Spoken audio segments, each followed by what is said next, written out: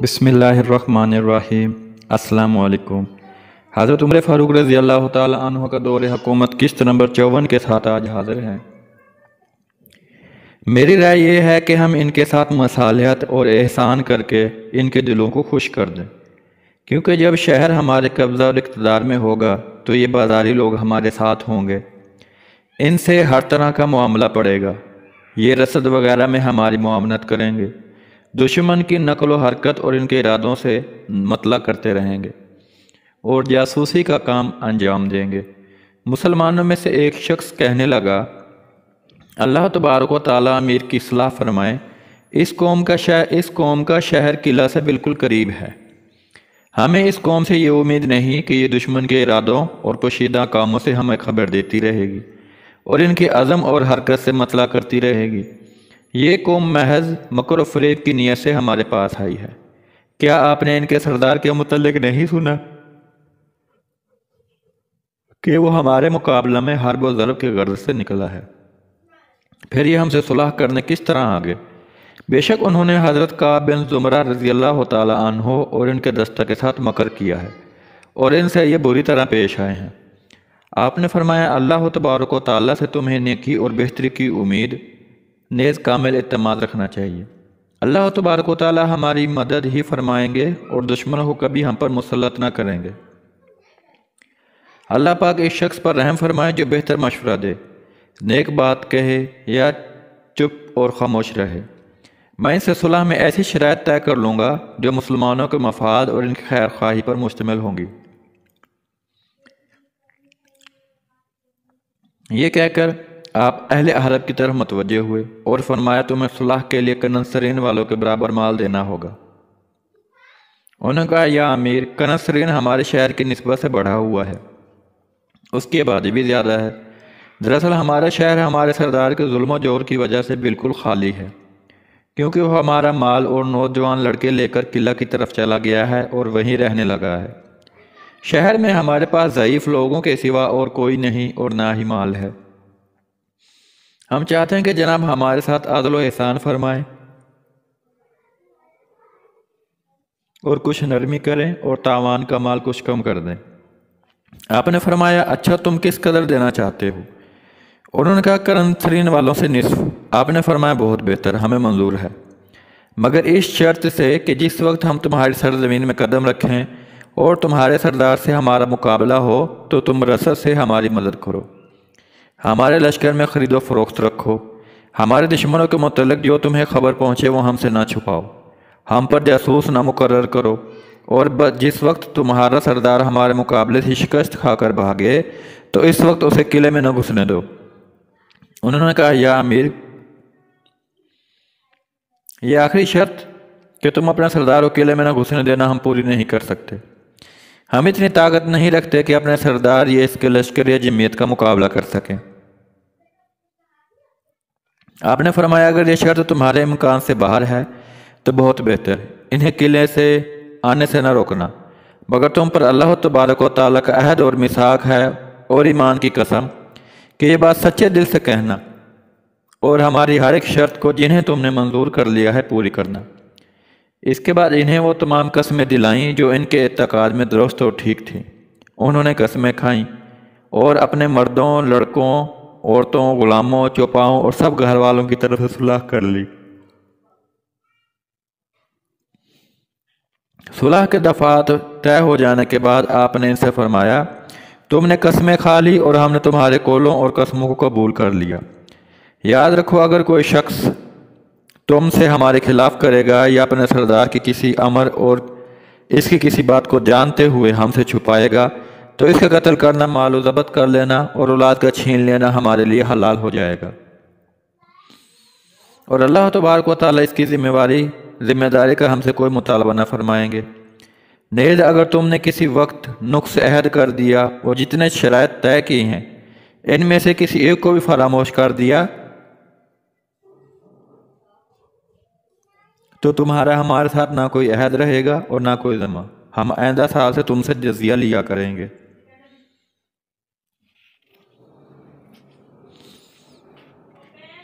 حضرت سعید بن عامر تنوخی کہتے ہیں کہ حضرت ابو عبیدہ بن جراح کی پیش کردہ شرائط اہل حرب راضی ہو گئے اور آپ نے ان سے عہد لے کر ان کے نام لکھ لیے۔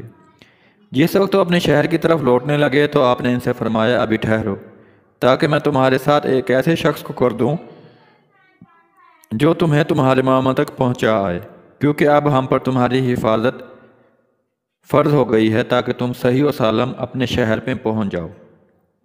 انہوں نے کہا یا امیر، ہمیں کسی شخص کی جو ہمارے ساتھ چلے ضرورت نہیں، ہم اسی راستہ سے جس سے کہ آئے تھے واپس چلے جائیں گے۔ آپ نے انہیں اجازت دے دی اور بقیہ رات حضرت قعد بن زمر اور آپ کے ہمراہیوں کے رنج و قلق میں کاٹ دی۔ واقدی رحمۃ اللہ علیہ کہتے ہیں کہ یہ اسی رات واپس ہو گئے، اور چونکہ معاہدہ طے کرنے میں دیر ہو گئی تھی اس لیے قبل اس کے کہ یہ اپنے مسکن تک پہنچے صبح ہو گئی۔ جس وقت یہ شہر کے قریب پہنچے تو انہیں یکنا کے ایک سردار نے شہر کی طرف آتے دیکھا۔ کہنے لگا تم کہاں سے آئے ہو اور کیا کام کیا ہے؟ انہوں نے سمجھا یہ حلب کا باشندہ ہے، اس لیے اس سے صلح کی کیفیت بیان کر دی۔ یہ سن کر وہ چپکا ہو رہا اور چلا گیا۔ اہل حلب نے ان آنے والوں کا استقبال کیا اور کیفیت دریافت کی۔ انہوں نے صلح کے متعلق خبر دی اور یہ اسے سن کر بے حد خوش ہوئے۔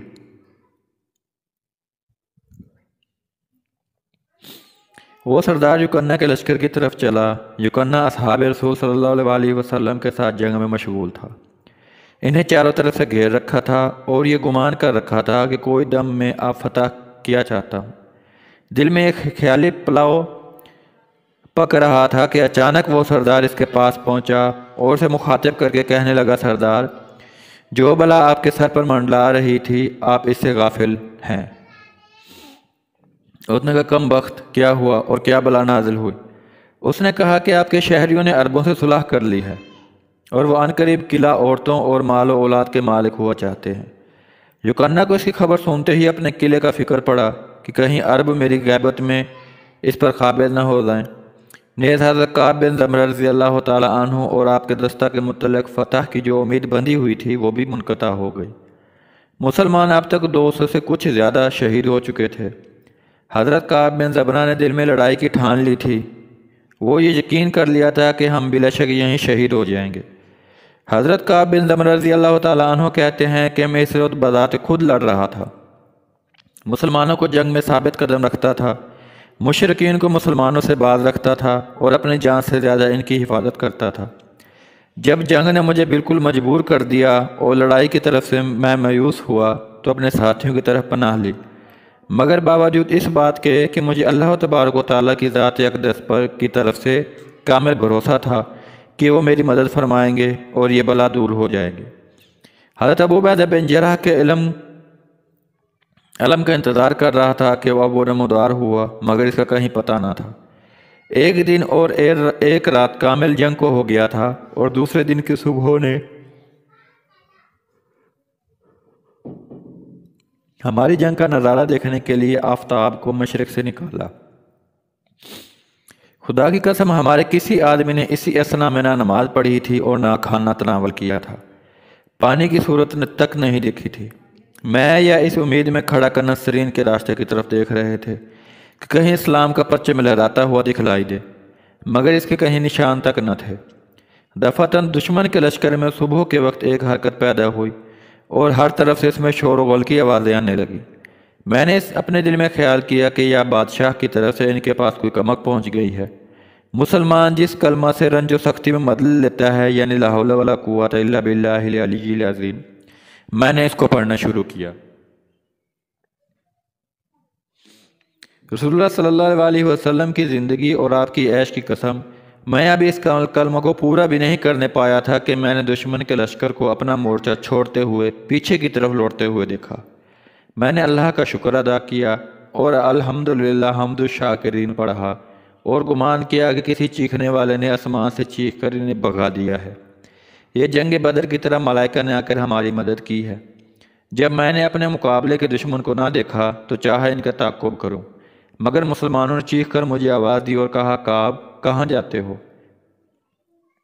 واپس پھرو اور کسی جگہ خیمہ زن ہو کے ہمیں آرام دو تاکہ ہم اپنے فرائض ادا کریں، گھوڑوں کو سستانے کا موقع دیں جس محنت و مشقت میں ہم اب تک مبتلا رہے ہیں، کیا آپ کے نزدیک یہ کافی نہیں ہے؟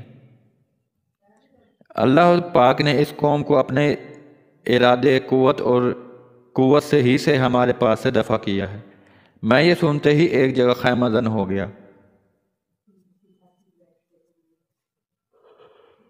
مسلمانوں نے پانی پیا، وضو کیا اور جو نماز فوت ہو گئی تھی ادا کی، کھانا کھایا اور آرام کرنے کی غرض سے لیٹ گئے۔ دوستو 54 نمبر قسط کا یہیں اینڈ ہوتا ہے۔ انشاءاللہ بفضل خدا 55 نمبر قسط کے ساتھ بہت جلد حاضر ہوں گے۔ دوستو ویڈیو کو دیکھیں، چینل سبسکرائب کریں، ویڈیو کو شیئر کریں اور پلیز کمنٹ باکس میں کمنٹ ضرور کریں۔ شکریہ۔